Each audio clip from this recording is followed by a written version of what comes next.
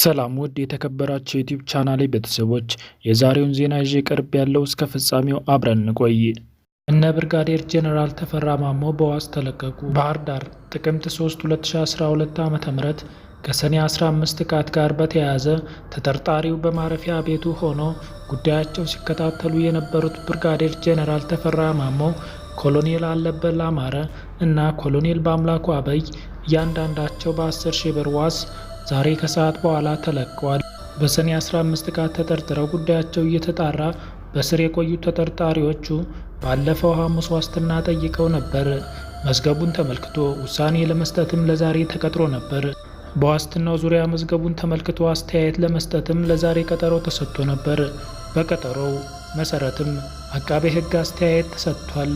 ከምርመራ ጋር የተያያዘ ጉዳዮች የተጣራ መሆናቸውን ኃላፊነታቸውን ተወጥቷል ወይም አልተወጡም የሚለውን ጭብጥ ዋስትና የሚከለክል አለመሆኑን አቃቤ ሕግ ለፍርድ ቤቱ መግለጹን የአማራ ክልል ጠቅላይ አቃቤ ሕግ የክልሉን አቃቤ ሕግ ኢዮብ ጌታቸው ለአብመድ ተናግረዋል።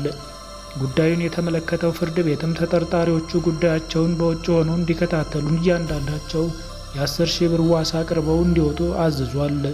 በዚህ መሰረትም ተጠርጣሪዎቹ ዋስትና አቅርበው ከሰዓት በኋላ መውጣታቸው አቶ ኢዮብ ለአብመድ አረጋግጠዋል። በዚህም መሰረትም ተጠርጣሪዎቹ ዋስትና አቅርበው ከሰዓት በኋላ መውጣታቸውን አቶ ኢዮብ ለአብመድ አረጋግጠዋል። ባለፈው ዓመት በኢትዮጵያ አየር መንገድ አደጋ ሕይወታቸው ያለፈው ኬንያውያን አጽም ናይሮቢ ገብቷል።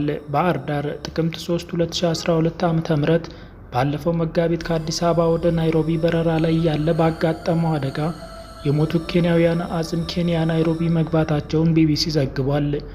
በአደጋው ከሞቱት 32 ኬንያውያን መካከል የ28 ሰዎች አጽም ናይሮቢ መድረሱ የተገለጸው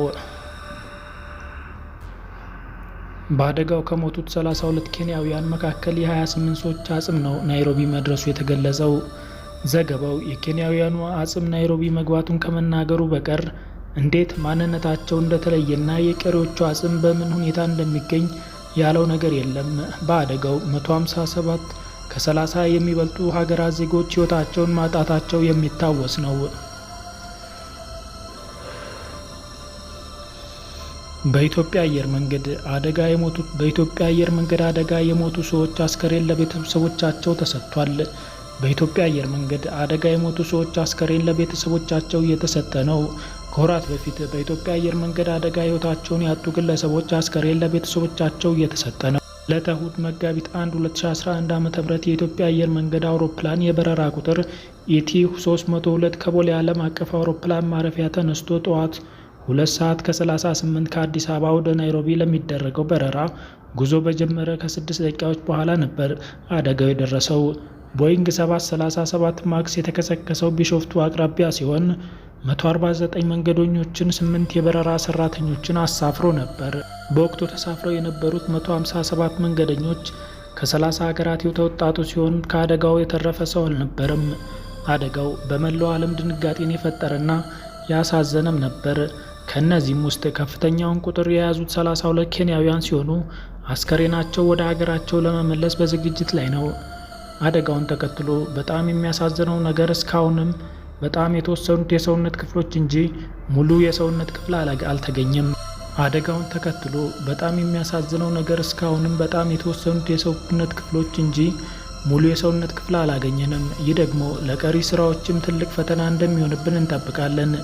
ለሀዘንተኛ ቤተሰቦችም ይህን ችግር እያስረዳናቸው ነው በማለት የአየር መንገዱ ዋና ስራ አስፈጻሚ አቶ ተወልደ ገብረ ማርያም ለቢቢሲ ገልጸው ነበር። የሟቾቹን አስከሬን ለመለየት የዲኤንኤ ምርመራ የተደረገ ሲሆን የ7 ወራት ጊዜም ፈጅቷል። በቦሌ አየር ማረፊያ የቤተሰቦቻቸው የዘመድ ወዳጆቻቸው አስከሬን ሊወስዱ የመጡ ግለሰቦች በሀዘን ድባብ ውስጥ ነበሩ። ከአደጋው በኋላም ለመጀመሪያ ጊዜ ነው አስከሬናቸውን ማየት የቻሉት። በዛሬው ዕለትም በኬንያ ከአደጋው ሕይወታቸው ላጡ ግለሰቦች የሀዘን ስርዓትም ይካሄዳል። የኢትዮጵያ አየር መንገድ ባለስልጣናት እንደተናገሩት መለየት ያልተቻለ አስከሬን እንዲሁም ሌሎች ቁሳቁሶች አደጋው በተከሰተበት አካባቢ በአደጋው ሕይወታቸውን ላጡ ግለሰቦች በሚሰራው የማስታወሻ ስፍራ የሚቀበር ይሆናል። በአፋር ክልል በተፈጸመ ጥቃት የ16 ሰዎች ሕይወት አለፈ። በአፋር ክልል አፋምባዶ ወረዳ አብኖ ቀበሌ የታጠቁ ኃይሎች በፈጸሙት ጥቃት የ16 ሰዎች ሕይወት አልፏል። ጥቃቱ የተፈጸመው ቅዳሜ ከቀኑ 9 ሰዓት ጀምሮ እስከ ምሽት ድረስ መሆኑን የአፋር ክልል ወንጀል መከላከል ዘርፍ ምክትል ኮሚሽነር አህመድ ኡመድ ለቢሲ ተናግረዋል።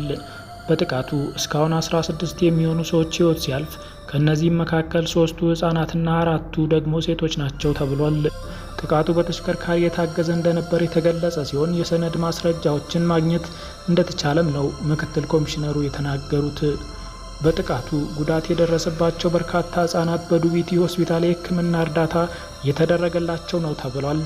የኢፌዴሪ መከላከያ ሚኒስቴር በበኩሉ የጅቡቲ ጦር የኢትዮጵያን ድንበር ተሻግሮ ጉዳት አድርሷል የሚባለው ወሬ ሐሰት መሆኑንም አስታውቋል።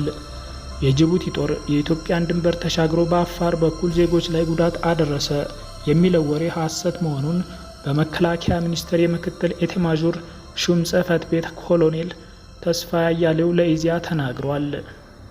የዕለቱ መረጃ ይህን ይመስል ነበር። ሰብስክራይብ ካላረጋችሁ ሰብስክራይብ በማድረግ ቤተሰባችን ሁሉ ቀን በቀን የተለያዩ መረጃዎችን ማግኘት ትችላላችሁ። ኮሜንት ከስራ አስቀምጡልኝ። ላይክ ሼር ማድረግም ትችላላችሁ። ቻው